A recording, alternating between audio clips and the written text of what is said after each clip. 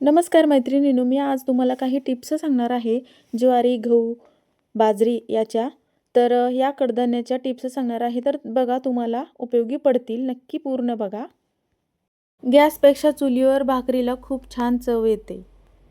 ज्वारीच्या भाकरीचे पीठ जर जास्त दिवसाचे असेल तर त्याच्यामध्ये गरम पाणी उकळून ते पाणी पिठामध्ये ओतावे आणि भाकरी करावी. याच्यामुळे भाकरी तुटत नाही. याला उतवणी घालणे असे म्हणतात. ज्वारीचे पीठ सुजीच्या चाळणीने चाळू नये, त्यामुळे त्याच्यातील कोंडा आपल्याला मिळत नाही. ज्वारीच्या पिठातला कोंडा म्हणजे चोथा आपल्या शरीरासाठी एकदम पौष्टिक असतो. थोडाफार तो पोटामध्ये गेला पाहिजे. बाजरीची भाकरी बनवताना त्याच्यामध्ये थोडंसं मीठ घालावे, म्हणजे बाजरीच्या भाकरीला चव येते. बाजरीच्या भाकरीचे पीठ दळून आणताना एकदम बारीक दळावे, म्हणजे भाकरी पातळ होतात. बाजरीचे पीठ जास्त दिवस दळून ठेवू नये, पिठाला कडू चव येते. हरभऱ्याची डाळ. बेसनचे पीठ बारीक करताना त्याच्यामध्ये हळकुंड टाकून बारीक करून आणावे, म्हणजे पिठाला छान कलर येतो. बेसनचे पीठ चाळताना त्याच्यामध्ये एखादी छोटीशी वस्तू टाकावी, म्हणजे चावी, पैशाचं नाणं हे टाकल्यानंतर आपण चाळणीने जर चाळलं तर एकदम फास्ट आणि लवकर चाळून होतं. बेसन किंवा कोणतंही पीठ असेल तर उन्हामध्ये चाळून वाळवून जर ठेवलं तर ते जास्त दिवस टिकतं. नेहमी पीठ कोरड्या डब्यात ठेवायचं, म्हणजे जाळी आळी लागत नाही. खूप दिवसाचे जुने पीठ शरीरासाठी हानिकारक असते. आरोग्य चांगले राहत नाही. यासाठी ताजे पीठ वापरा.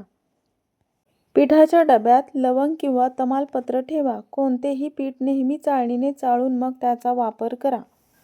पीठ जास्त न दळता मध्यम दळा. त्यातील कोंडा टाकून देऊ नका, तो आरोग्यासाठी पौष्टिक असतो. गहू, ज्वारी, बाजरी, मका हे सर्व धान्य सारखे वाळवून ठेवत जा, म्हणजे याला कीड लागणार नाही.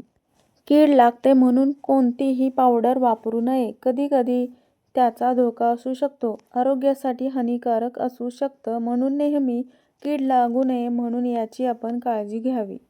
रवा जास्त दिवस टिकून राहण्यासाठी, म्हणजेच पटकन वापरता येण्यासाठी आणि कीड होऊ नये यासाठी चांगला भाजून ठेवा. रवा भाजून ठेवताना त्याच्यामध्ये तूप, डालडा किंवा तेल असं मिसळून भाजू नये, त्यामुळे जास्त दिवस जर राहिले तर रव्याचा कोमट वास येतो. घरामध्ये मैदा जर शिल्लक असेल, त्याचा काही वापर होत नसेल तर चपातीमध्ये, म्हणजेच कणिक मळताना त्याच्यामध्ये थोडा थोडा घालून वापरून टाकावा. नसेल तर तो 4-8 दिवसाला वाळवून ठेवावा. चाळून वाळवून ठेवावा, म्हणजे त्याला अळी, कीड लागणार नाही. भज्याचे पीठ मळताना, म्हणजेच भिजवताना त्यामध्ये हळद घालू नये. आपण सोडा वापरतो, त्यामुळे भज्यांचा कलर लाल होतो, म्हणून हळद वापरू नये. आणि बेसन पिठामध्ये थोडेसे तांदळाचे पीठ मिसळावे, म्हणजे भजी खुसखुशीत आणि चविष्ट होतात. जर तांदळाचे पीठ मिसळायचे नसेल तर त्यामध्ये थोडे कॉर्नफ्लॉवरचे पीठ मिसळावे. कोणत्याही पिठामध्ये चमचा ठेवावा. हाताचा वापर करू नये. हात लागला की त्याला कीड लागते. आपला हात ओला असतो.